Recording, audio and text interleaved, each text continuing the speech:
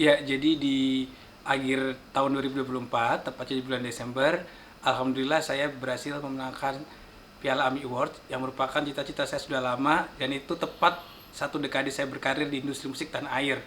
Dan kategori yang didapatkan adalah kategori penata musik lagu anak terbaik 2024. Dan itu bukan perkara yang mudah karena proses saya mengejar mimpi saya ini benar-benar dari nol, dimulai dari tahun 2014 akhir sampai akhirnya tahun ini 10 tahun saya berkarya di industri musik tanah air.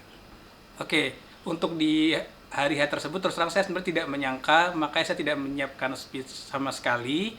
Jujur kaget gitu ya, apalagi baru pertama kali ini AMI itu untuk lagu anak-anak diberikan momen untuk speech. Biasanya nggak pernah ada, makanya kemarin itu AMI dimulai dari siang karena semua pemenang dari seluruh kategori mendapatkan ruang, mendapatkan momentum untuk menyampaikan speech-nya. Jadi benar-benar kaget sekali. Persiapannya sih lebih ke outfit aja maksimal. Saya minta ke teman-teman talent saya juga menyiapkan outfit maksimal biar kita bisa menjadi sesuatu di sana gitu. Sama sekali nggak ada gitu, sama sekali nggak ada bocoran. Makanya saya benar-benar kaget gitu. Ditambah lagi saya masuk 3 nominasi. Di nominasi pertama dan kedua ketika disebutkan pemenang saya tidak dapat. Jadi ketika kategori ketiga akan diumumkan, saya sudah pesimis dan siap-siap untuk keluar dari venue. Kenapa? Karena waktu itu talent saya Nova lagi ada job nyanyi di acara Putri Indonesia, jadi benar-benar membagi waktu di hari itu gitu. Ternyata di kategori yang ketiga saya mendapatkan penghargaan tersebut. Konser Bimba 2025 ini sangat menarik sekali karena di tahun ini jumlah penyanyi sangat banyak, terutama penyanyi anak-anak yang merupakan hasil dari audisi yang diselenggarakan oleh Aceh Music. Jadi anak-anak tuh banyak sekali yang bergabung dan tentu ada special guest, ya ini merupakan pemenang-pemenang dari talent show yang ada di televisi. Sebut saja ada dari Indonesian Idol, dari Nes Academy, ada dari kontes suara bintang MNC TV, dan kontes-kontes lainnya. Tentunya persiapan yang dilakukan harus sangat matang dan saya orangnya cukup detail. Bagaimana yang pertama, pemilihan lagu harus tepat gitu kan, sesuai dengan karakter penyanyinya. Yang kedua, pemilihan nada dasar sampai nanti outfit yang akan dikenakan oleh masing-masing penyanyi juga harus maksimal banget karena konser Bimba selalu mengedepankan nuansa etnik di outfit para penyanyinya, bahkan pemain bandnya pun gitu.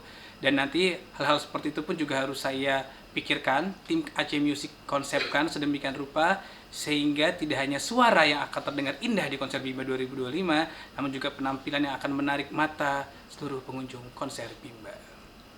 Ya, untuk konser Bimba 2025 tentunya audisinya yang paling penting adalah suara ya, kualitas vokal, lalu yang kedua karakter suara dan kebutuhan dengan lagunya sendiri. Karena lagu-lagu yang saya miliki tampilkan di konser tuh cukup cukup menarik karena apa, lagu saya sudah rilis selama 10 tahun ini ada 61 lagu. Di konser kan nggak mungkin nih semuanya tampil, jadi hanya ada sekitar 20-an lagu yang mana saya dan tim dan bahkan talent-talent saya juga membantu pemilihan lagu tersebut, mana nih kira-kira yang harus diambil, mana yang harus dibuang, dan itu kami sesuaikan dengan karakter penyanyi-penyanyi yang mengikuti audisi tersebut. Jadi lagunya adalah lagu-lagu terbaik insya Allah yang saya rilis di 10 tahun ini. Dan yang menarik, tahun ini ada lagu baru yang belum dirilis tapi akan dinyanyikan, dan lagu itu di akhir 2024 menjadi pemenang Lomba Cipta Lagu Orkestra Merah Putih. Jadi lagu tentang kebangsaan dan itu menjadi tema konser Bimba 2025, yaitu Kerukunan Indonesia Selamanya Bersaudara. Tentunya tiketnya berbayar, tapi untuk yang ada orkestranya live ini tiket sangat murah karena di bawah 151.000. Buat saya cukup murah ya, di Indonesia ada tiket yang konsernya live dengan harga seperti itu. Target ya pasti penuh gitu ya. Karena kami pernah konser sebelumnya di tahun 2019 bahkan melebihi kapasitas, dan itu harapan saya seperti itu gitu. Jadi harapannya sendiri bisa laku terjual, harganya lokasinya ada di Usmar Ismail, Rasuna Said, Jakarta Selatan. Tempatnya cukup strategis, kenapa? Karena itu berlangsung di hari Jumat, di hari kerja yang masih menggunakan sistem genap ganjil.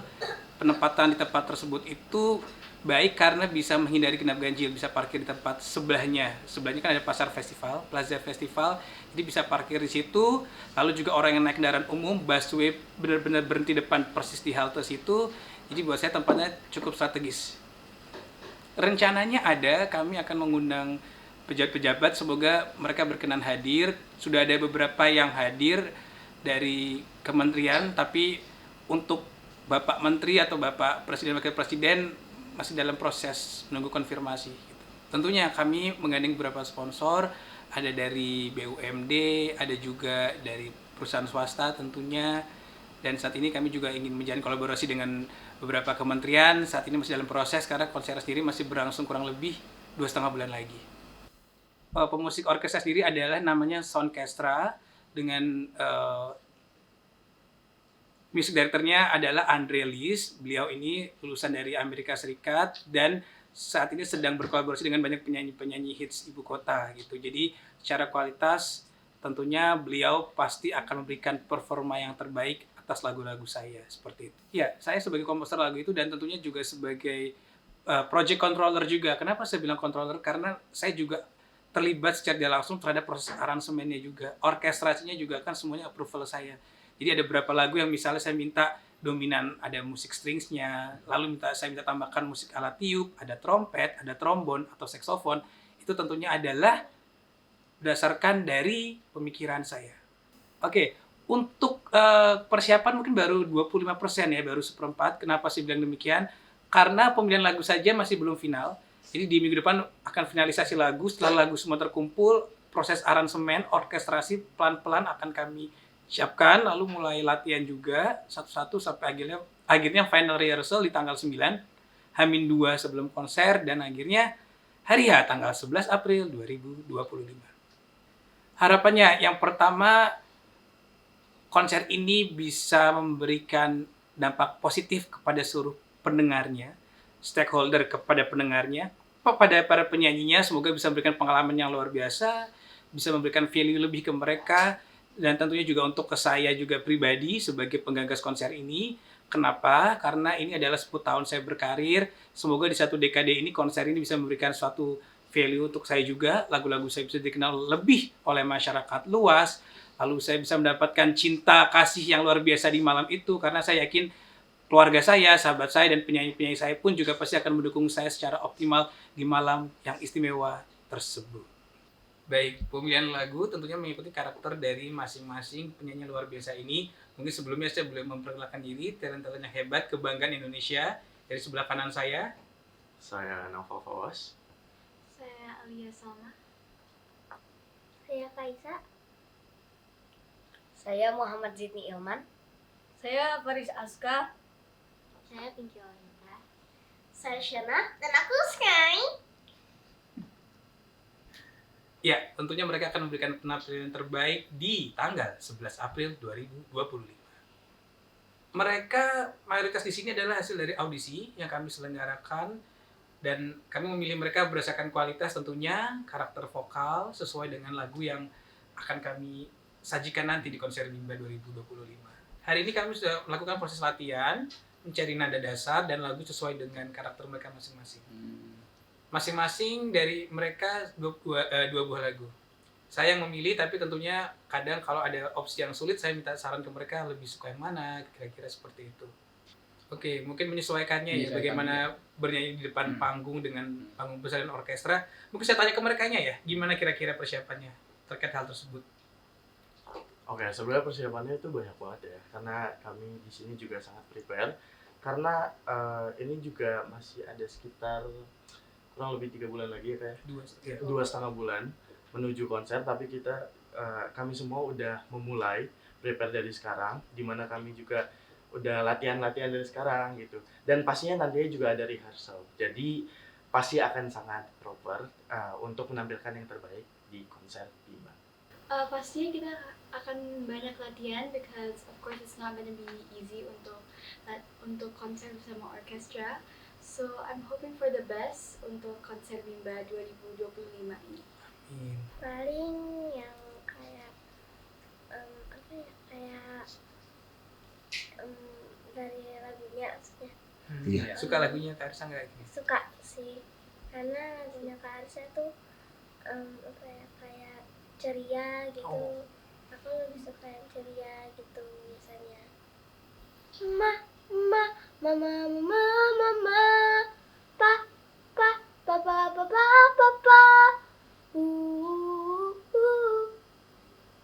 Oke. Untuk rasanya masuk konser, sangat senang bisa ikut berpartisipasi dalam konser Bimba 2025 ini. Untuk lagu-lagunya semuanya keren-keren, bagus-bagus.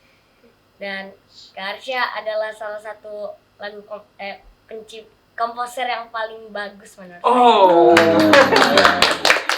Untuk sebelahnya Bisa. Perasaan aku untuk tampil di konser Bimba ini sangat senang sekali sih. Dan karena konser Bimba ini diadakannya ya enggak setiap tahun gitu ya. Ya beruntung sekali aku bisa masuk sini, dan lagu-lagunya Kak Arsya itu banyak yang edukatif, ceria sama kata Kak tadi, dan aku suka sih lagu-lagunya sih. Gitu aja Kak. Kita siapin ya Kak, dari mulai latihan, terus dari penampilan, pokoknya banyak banget yang kita siapin. Aku senang banget sih, sama sekali senang banget bisa ikut konser Bimba 2025. Dan Shana dan Sky berharap semoga Shana dan Sky bisa mendapat banyak ilmu, teman-teman baru, dan pengalaman baru dari pelatihannya, dan juga perform nanti. Semoga konser Bimba bisa diterima oleh penikmat musik Indonesia. Amin. Menurut aku Kak Arsya orang yang sangat inspiratif bagi bukan hanya untuk musisi tapi untuk orang banyak, untuk orang sekitar. Karena aku juga bekerja sama dengan Kak Arsya udah cukup lama, dari 2022 ya. Dan aku juga udah cukup mengenal Kak Arsya, di mana selama bekerja di musik aku tuh belajar banyak hal gitu. Bukan hanya di bidang musik tapi di bidang kehidupan juga. Jadi Kak Arsya ini sahabat sharing sekaligus juga guru aku gitu. Karena Kak Arsya ini enak banget kalau misalkan diajak sharing-sharing entah dari musik dan juga kehidupan, seperti itu.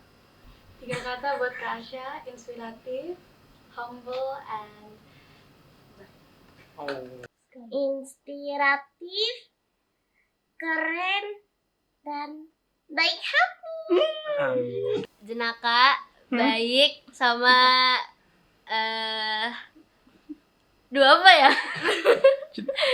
Sama humble. Nari tertawa, ya, selalu bahagia. Terimalah yang terjadi yang terbaik. Selalu bersyukur dan